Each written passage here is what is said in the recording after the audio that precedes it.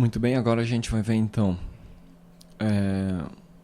a geração do valor orçado, né? O valor base para valor orçado. Eu vou fazer aqui uma simulação e nós vamos então calcular o valor orçado. Primeiro eu gero um orçamento e aí o valor orçado, o que a gente vai fazer? Vai buscar nas tabelas do contas a pagar e contas a receber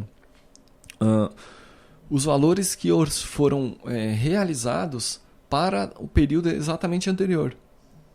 Ou melhor, o período que a nossa database sugere. Tá ok? Então, nós vamos calcular o orçado. E veja só, nesse período que a database sugere, nós só temos valor realizado para os meses de maio e junho. No caso do mês de maio, ainda nós só temos na natureza financeira 4, tá ok? Que é uma natureza de despesa, tá?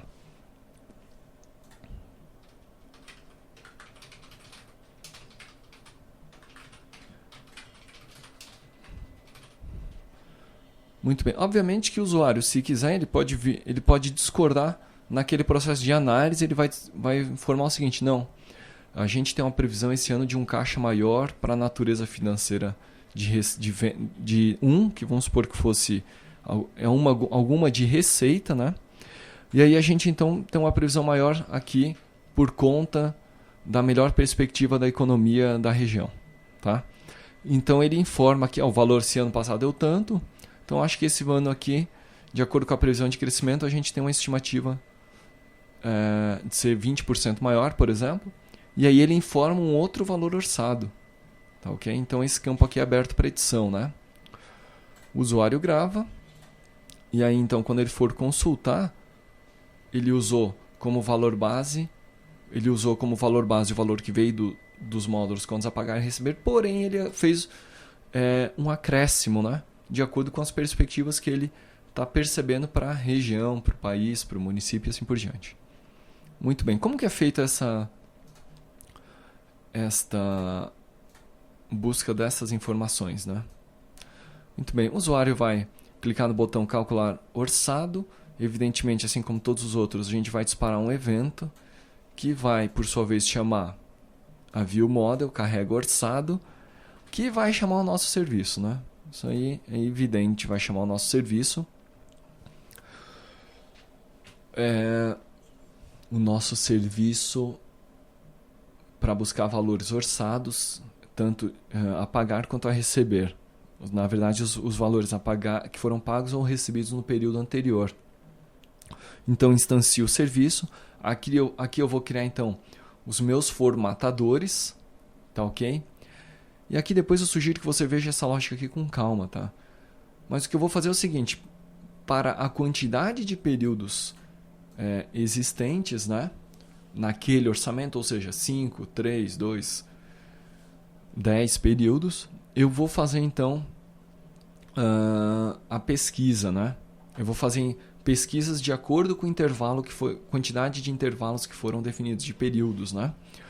Eu vou ter uma data de início e uma data de base de fim, né? Essa data base início e data base fim são as duas datas bases que eu vou usar para chamar o método que busca as informações de contas a pagar e contas a receber, né?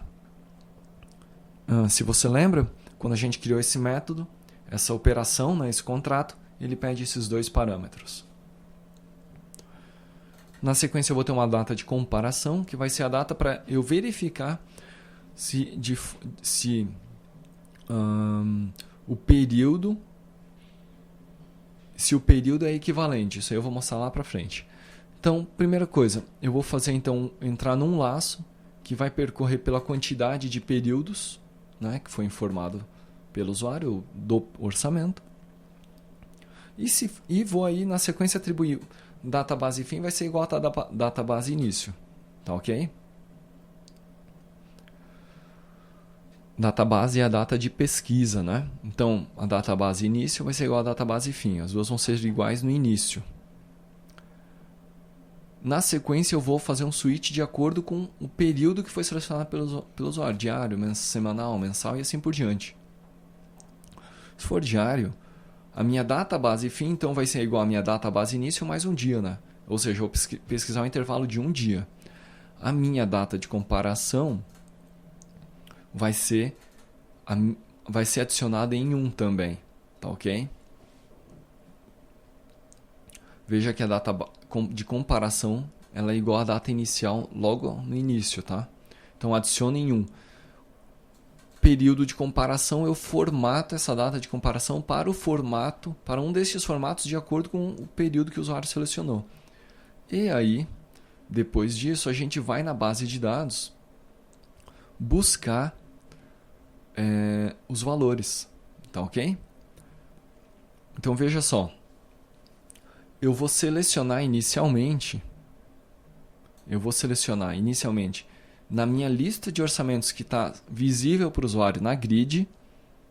Tá? O usuário tem uma lista de orçamentos que está na grid, né? Que é essa grid aqui, orçamento detalhe. Ele tem uma lista de orçamentos que está ali visível. Eu vou selecionar todos os detalhes, todos os registros que são de um determinado período, né?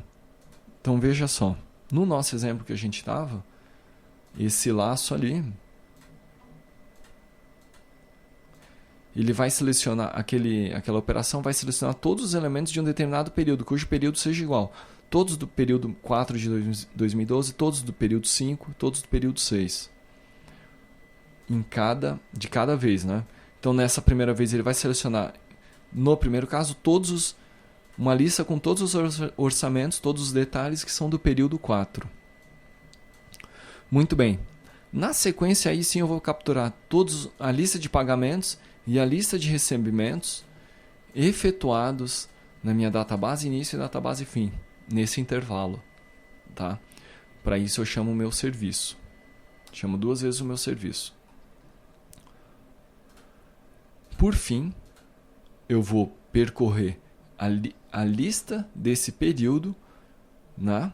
E para o qual eu busquei todos os pagamentos e todos os recebimentos em relação à database, ou seja, do período anterior. E nós vamos aí então vamos preencher os valores, tá ok? O que eu vou fazer então? Primeiro, vou setar que o valor orçado é 0 desse orçamento detalhe. Para cada parcela a pagar na minha lista a pagar, tá ok?